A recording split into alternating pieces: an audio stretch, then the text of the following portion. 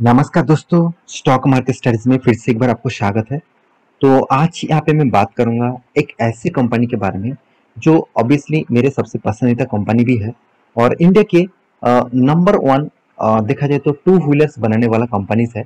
और देखिए number one की बता रहा हूँ क्योंकि देखा जाए तो कंपनी से टू व्हीलर नहीं बनाते हैं, साथ ही साथ थ्री व्हीलर्स का भी इसका बिजनेस है। मतलब two and three wheeler industries में कंपनी नंबर वन कंपनी है।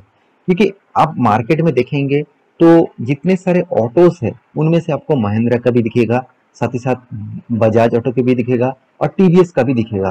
तो सबसे ज्यादा जिसका थ्री व्हीलर्स आपको दिखेगा वो है बजाज का।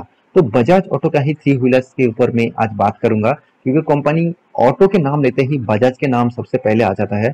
तो बजाज ग्रुप एक मतलब सिर्फ थ्री व्हीलर नहीं, अभी फोर व्हीलर का भी टोटली थोड़ा थोड़ा करके बिजनेस भी कर रहा है। तो मेरे हिसाब से इस कंपनी फ्यूचर में टू व्हीलर से तो बिजनेस कर ही रहा है, साथ ही साथ और भी थ्री व्हीलर्स फोर व्हीलर्स का भी बिजनेस अभी करने वाला है। तो थ्री व्हीलर्स का और टू व्हीलर्स का ही बिजनेस है, अभी फोर व्हीलर्स का भी थोड़ा थोड़ा करके बिजनेस आगे बढ़ाने वाला है। तो इस कंपनी के बारे में बात करूंगा क्योंकि कंपनी के ऊपर कितना दम है, कितना पावर है, इसी के ऊपर मैं डिस्कस करने वाला हूँ। तो वीडियो को लास्ट तक देखना और अभी तक अपने इस चैनल को सब्सक्राइब नहीं किया तो जरूर सब्सक्राइब कर लेना क्योंकि आपको daily basis stock market information और अपडेट चाहिए तो इस चैनल के ऊपर बने रहिए। तो चलो देखते हैं आज के स्टॉक के बारे में। तो सबसे पहली बात जो मैं यहाँ पे बात करूंगा कंपनी के कुछ डिटेल्स के बारे में।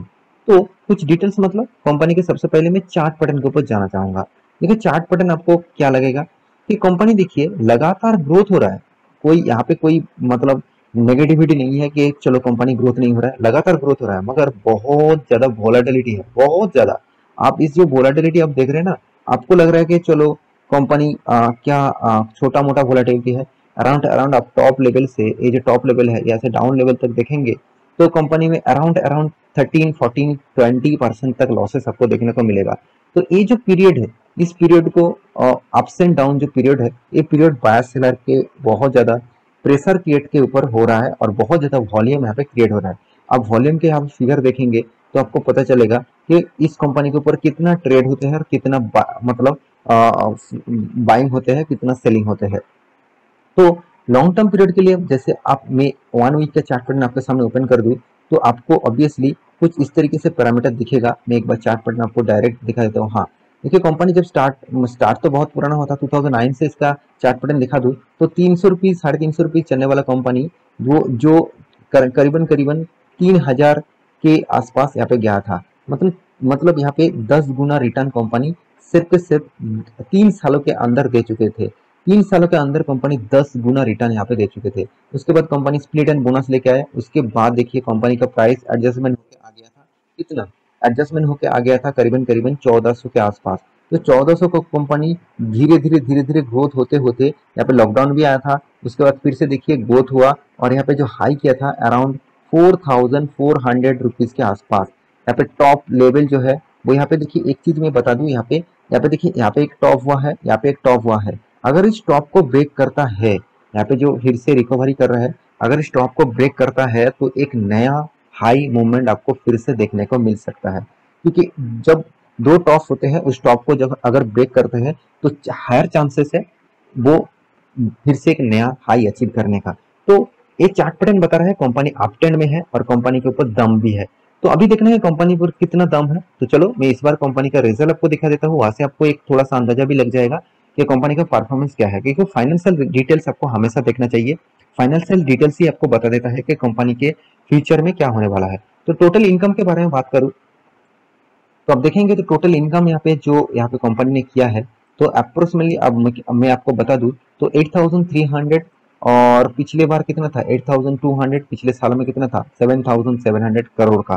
तो यहाँ पे कंपनी ने अच्छा खासा इनकम को ग्रोथ किया, इनकम होगा भी जरूर क्योंकि बजाज ग्रुप ने बहुत सारे नया बाइक्स जो है, नया सारे स्कूटर जो है, साथ ही साथ थ्री व्हीलर्स जो है वो मार्केट में लॉन्च किया और कंपनी का अच्छा खासा बिजनेस भी हुआ। आप सभी जानते हैं कि इस टाइम में सबसे ज्यादा जो सेक्टर पीक लेवल में है वो है ऑटो इंडस्ट्रीज। बहुत सालों के बाद ऑटो इंडस्ट्रीज सारे के सारे आपको हरे रंग में देखने को मिलेगा। आप एक बार मैं आपको दिखा देता हूँ। तो देखिए यहाँ पे निफ्टी ऑटो के ऊपर आ चुका हूँ, आप देख सकते हैं हर कंपनी यहाँ पे हरे रंग में देखने को मिलेगा। आपको हर कंपनी में हरे रंग का मतलब है कंपनी 52 वीक हाई लेवल में है, 52 हाई लेवल में है।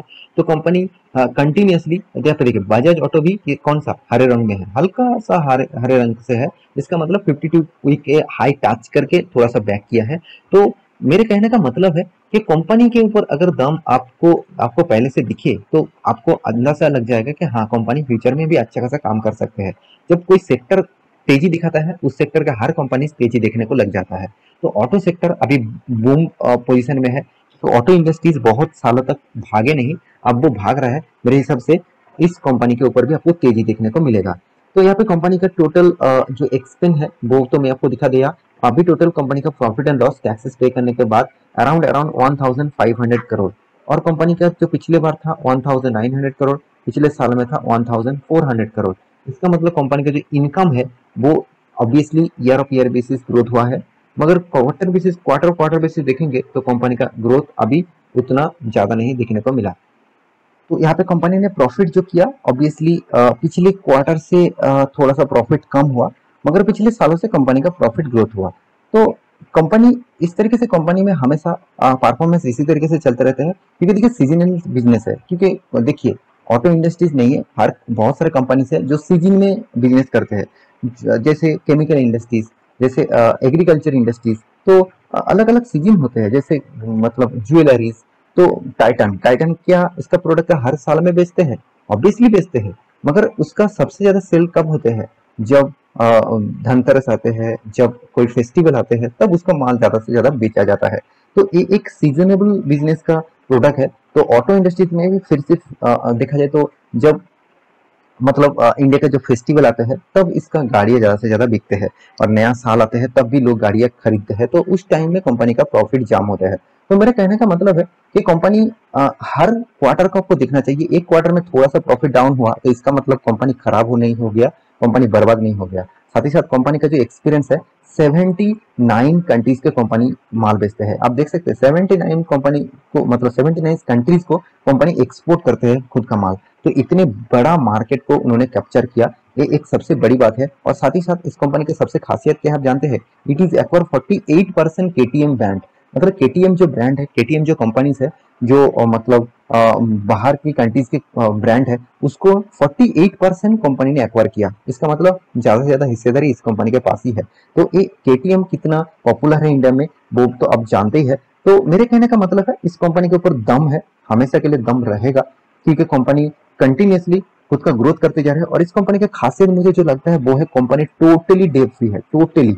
इस कंपनी के सबसे ज्यादा मुझे खासियत लगता है जिसके लिए इस कंपनी के ऊपर मैं टिके हुआ हूँ, वो है कंपनी का डेप्थ।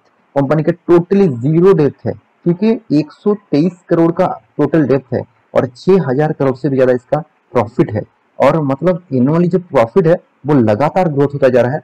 और कंपनी फ्री कैश फ्लो जो है वो 3600 करोड़ का हाथ में कैश भी है।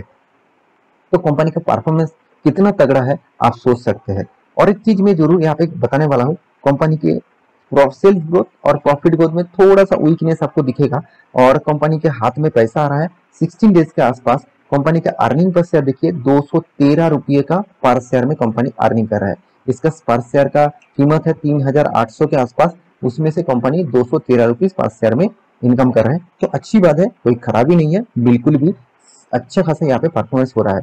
तो प्रॉफिट एंड लॉस देखिए, मैं आपको इस चीज को दिखाने वाला हूँ जो कंटिन्यूसली कंपनी का प्रॉफिट ग्रोथ होता चला जा रहा है। ऐसे नहीं कि कंपनी ने पिछले बार ज्यादा किया था, इस बार बहुत कम हो गया, थोड़ा सा इधर उधर हो सकता है, फिर भी कंपनी का कंटिन्यूसली प्रॉफिट का रेशियोज मेंटेन हो रहा है। तो ये एक खासियत है कंपनी के लिए। हाँ, आप कहेंगे सर कंपनी तो मुझे रिटर्न उतना ज्यादा नहीं दिया।